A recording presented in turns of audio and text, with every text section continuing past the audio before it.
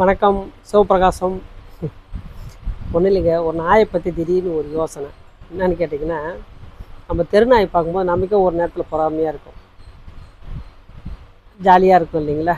எல்லா நாய் கூட எங்கே வேணாலும் போகும், எங்கே வேணாலும் வரும். வேலைக்கு சாப்பாடு யார் வீட்லையே வச்சுருவாங்க, எங்கேயா சாப்பிட்டுன்னு ஜாலியாக கிடக்கும்.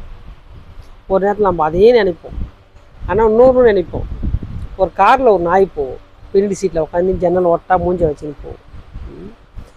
அப்பயும் நினைப்பேன்னா தெரியுங்க, நினைப்போம் பிறந்தா நாயாக பிறக்கணும்டா, அதுவும் பணக்கார விட்டு நாயாக பிறக்கணும்டான்னு அதையும் நினைப்போம். இந்த ரெண்டு நாய்க்கு என்ன வித்தியாசம் பாருங்கள். தெருநாய் அது கட்டுப்பாடே கிடையாது, ஓகேங்களா? எங்கே வேணாலும் சாப்பிடும், எங்கே வேணாலும் தூங்கும், எங்கே வேணாலும் போகும். ஒன்று.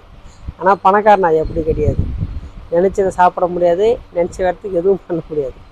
எல்லாமே நாய் உரிமையாளர் தான் முடிவு போடணும் எது பண்ணணும்னாலும். சாதாரண ஒரு நாய்க்கு இப்படி ஒரு கட்டுப்பாடுங்க. நான் நாயை தான் சொன்னேன், யாரும் தப்பாக நினச்சிக்காதீங்க. நன்றி, வணக்கம்.